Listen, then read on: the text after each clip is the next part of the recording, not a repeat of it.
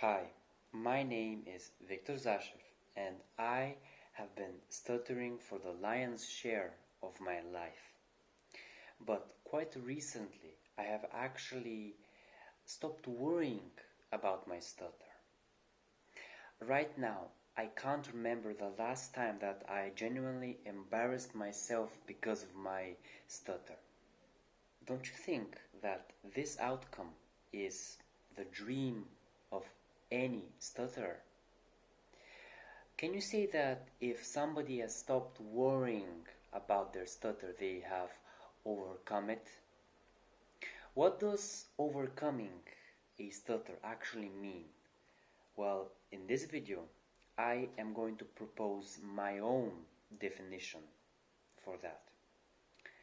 But first, let's look at the dictionary's definition. Overcome, succeed in dealing with a problem or difficulty. This doesn't offer a concrete definition of the practical steps that you need to do, and on top of the added complexity that a stutter brings, like the unreliable fluency, the ups and downs, the social pressures, the whole idea of overcoming a stutter seems a lot more unclear and vague.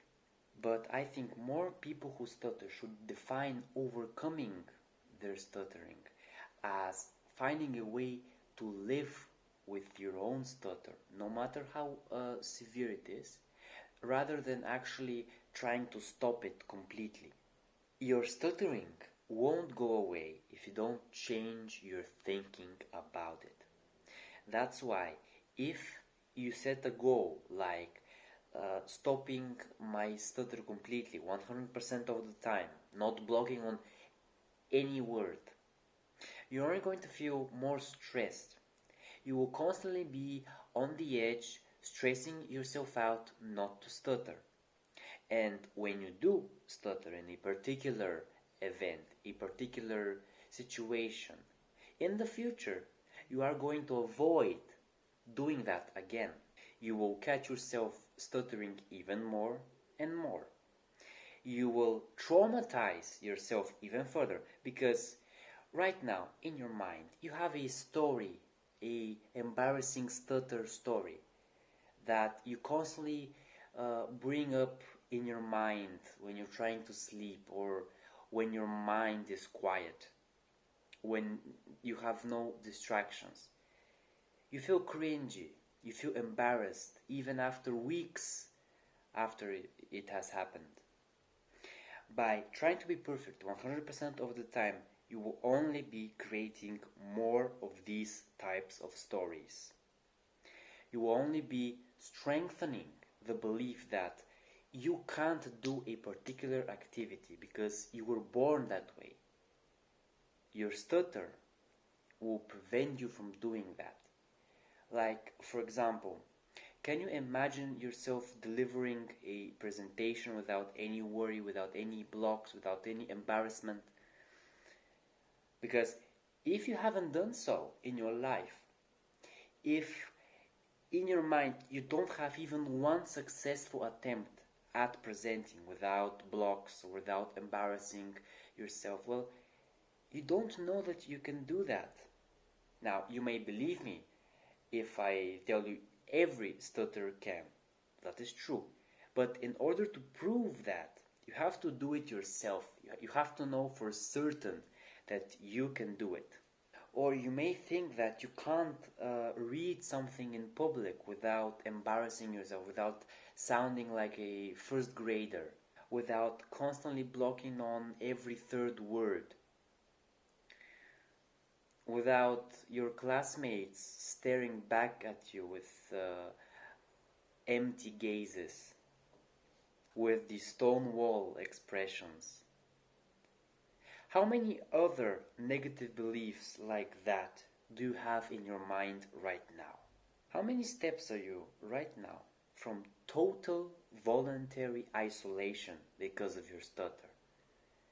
How many steps are you from shutting yourself at home, breaking off any relationships that you may have, dreading your life because of a stutter, playing the victim because of your stutter, saying that, oh, I can't do that, I was born that way. How many steps are you from being so depressed that you might even consider suicide? That thinking won't do you any good. Here is what I did when I was in the exact same situation. Stop playing the victim. If you are in the hole right now, if you're depressed, this is by your own doing. Your stutter doesn't account for that. It is not responsible for it. You are responsible. I say that because 3 to 4 years ago I was depressed because of my stutter. I hid behind video games. I didn't have many friends at school. Why? Because I was constantly stressed and anxious when there was a school presentation coming up, when the teacher was giving out random oral exams, when I had to read my homework in front of the class. I was anxious and I was stressed because I knew no matter what I did, I would always embarrass myself. I would always stutter severely. But while I was with my friends, I don't stutter that much. I have a very mild stutter. I hated that discrepancy, how I was so confident with my friends, but when a stressful situation came, I always broke down. I had no ways of conquering that fear. I hated my life back then.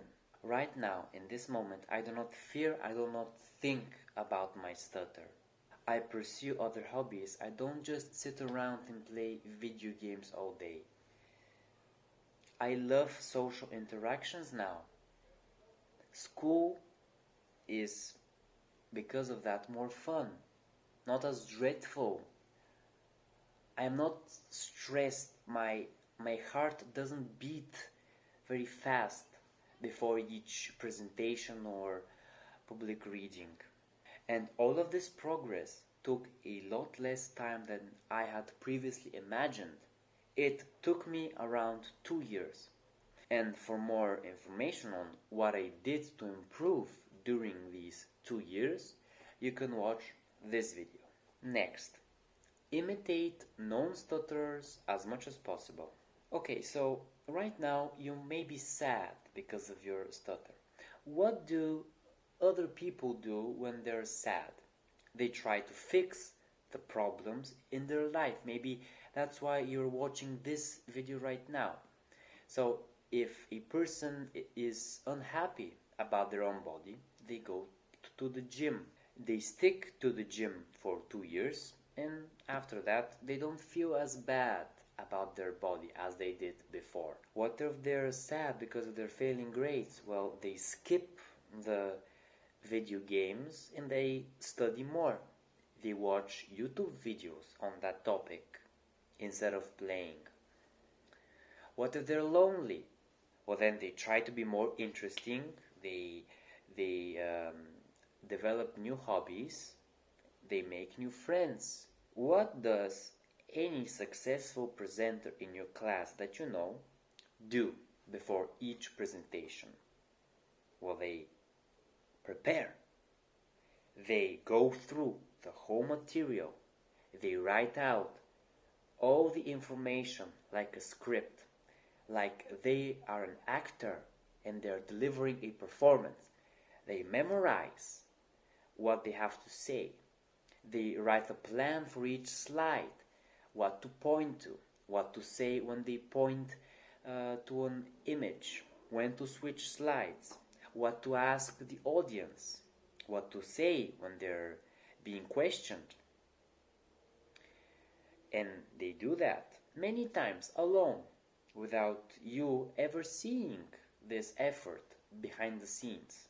If they need to have a successful presentation, well, they do it 10, 15 times before the actual presentation. How many things of what I said? Have you actually tried, did your hardest, put a lot of effort in for a long time? How many of those things do you think that are impossible to do? How many of these things you feel like even if you fixed that problem, your stutter will always hold you back. You will always be less of a person, no matter what you do, no matter how fit you are, no matter how academically successful you are. You will always be a lot of steps behind the normal person because of your stutter. Do you think that no matter how fit you are, how successful you are in school, what job you have, how much money you have, your stutter will always hold you back in any social encounter in any part of life? You have to stop thinking like that. I did for a long time think like that, but after I stopped, after I realized that no, my stutter doesn't hold me back nearly as much as I thought. That was when everything changed. So, actually accomplish some of these things. Get a fit physique, do well in school, get a good job that you like, or start up a business that you have always wanted to try.